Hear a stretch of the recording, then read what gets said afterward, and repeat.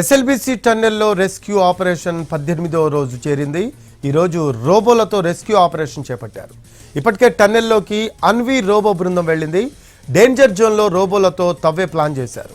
Cadaver dogs గుర్తించిన 2 చోట్ల తవ్వకాలు మొదలుపెట్టారు. సాయంత్రానికి 2 మృతదేహాలు వెలికి తీసే అవకాశం ఉంది. కేరళకు చెందిన క్యాడవర్ సునకాలు మృతదేహాల ఆనవాళ్లు పసిగట్టాయి. దాంతో ఆ ప్రాంతంలో తవ్వితే ఒకరి మృతదేహం బయటకు తీశారు. అతి కష్టం మీద మరో 5 అడుగులు తవ్వారు. ఇంజనీర్ ఆచూకీని కనుగొన్న ప్రాంతానికి కొంచెం అటు ఇటుగా మరో 3 జాడ ఉన్నట్లు అనుమానిస్తున్నారు. ఈరోజు మరో 2 జాడ లభించే అవకాశం ఉంది.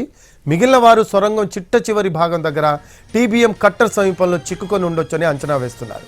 ప్రస్తుతం టన్నెల్లో TBM machine cutting, dewatering కొనసాగుతోంది.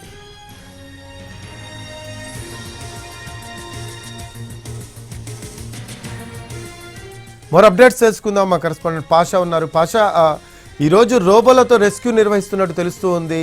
అయితే ఇప్పటికే రోబో టీం కూడా లోపలికి వెళ్ళినట్టు సమాచారం. లేటెస్ట్ అప్డేట్స్ ఏంటి దీనికి సంబంధించి?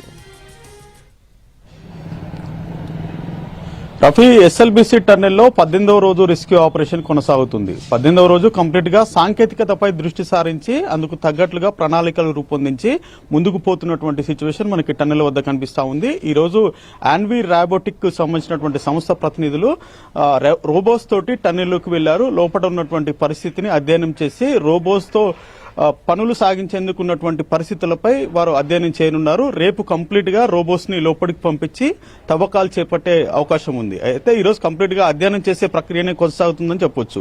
మరోపక్క క్యాడవర్ డాగ్స్ తో గుర్తించినటువంటి 3 ప్రదేశాల్లో తవ్వకాలు జరిపి ఇప్పటికే ఒక చోట మృతదేహాన్ని వెలికి తీశారు. మరో 2 చోట్ల తవ్వకాలు కొనసాగుతున్నాయి. దాదాపు 8 అడుగుల మేర ఇప్పటి వరకు తవ్వినట్టుగా తెలుస్తా ఉంది. తవ్వే కొద్దీ వారికి ఇనుప షీట్లు, ఐరన్ రాడ్స్ అడ్డుగా ఉంటున్నాయి. వాటిని ఎమ్మటే కూడా సౌత్ సెంట్రల్ రైల్వే, సింగరేణి, అదే మాదిరిగా రైట్ హోల్ మైనర్స్ ఈ బృందాలన్నీ కూడా ఎప్పటికప్పుడు కట్ చేస్తూ అక్కడ తవ్వకాలు చేస్తున్నారు. అయితే ఈ రోజు ఖచ్చితంగా 2 మృతదేహాలను వెలికి తీస్తామని చెప్పేసి రెస్క్యూ బృందాలు ఆశాభావంతో చెప్తున్నటువంటి సిచ్యువేషన్. ఇప్పటికే జీపీఆర్ ద్వారా గుర్తించినటువంటి చోటే క్యాడవర్ డాగ్స్ కూడా గుర్తించాయి. సో ఈ 2 మ్యాచ్ అయినటువంటి ప్రదేశాల్లో తవ్వితే ప్రయోజనం ఉంటుంది. అందుకు తగ్గట్లుగానే కార్యాచరణ రూపొందించి ముందుకు పోతున్నామని చెప్పేసి రెస్క్యూ బృందాలు చెప్పాయి. అయితే మొదటి రోజు మృతదేహం వెలికి తీసే సమయంలో వచ్చినటువంటి అవాంతరాలని దృష్టిలో పెట్టుకుని అందుకు తగ్గట్టుగా ప్రణాళికలు రూపొందించారు. అందుకు తగ్గట్టుగా గ్యాస్ కట్టర్లు కానివ్వండి, ప్లాస్మా కట్టర్లు, దాంతోపాటు డీ వాటరింగ్ కి ఎక్కువ అధునాతనమైనటువంటి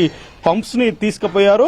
సో ఎప్పటికప్పుడు తవ్వే క్రమంలో వస్తున్నటువంటి నీటిని డీ వాటరింగ్ చేస్తూ తవ్వకాలు సాగించాలని చెప్పేసి భావిస్తున్నారు. అయితే మొత్తంగా ఈ 4 బృందాలు కూడా సమన్వయంతో ముందుకు పోతున్నాయి. సౌత్ సెంట్రల్ కి సంబంధించినటువంటి బృందం ఎప్పటికప్పుడు అడ్డుగా ఉన్నటువంటి ఇనుప వస్తువులన్నింటినీ కూడా కట్ చేస్తూ బయటికి పంపిస్తుంది. ఇదే క్రమంలో సింగరేణి బృందము దాదాపు 8 నుంచి 10 అడుగుల లోతుని తవ్వుతూ ముందుకు పోతున్నారు. వారికి కొంత అనుభవం ఉంది కాబట్టి ఆ అనుభవాన్ని ఉపయోగించుకోవాలని చెప్పేసి రెస్క్యూ అధికారులు భావిస్తున్నారు. మరోపక్క రైట్ హోల్ మైనర్స్ సేవలను కూడా వినియోగించుకుంటున్నారు. వారు ఖచ్చితంగా ప్రదేశం మార్క్ చేసినటువంటి ప్రదేశాన్ని ఎప్పటికప్పుడు తవ్వుతున్నటువంటి సిచ్యువేషన్ ఉంది. అయితే ప్రధానంగా క్యాడవర్ డాగ్స్ గుర్తించినటువంటి చోట ఈ రోజు తవ్వకాలు చేస్తున్నారు.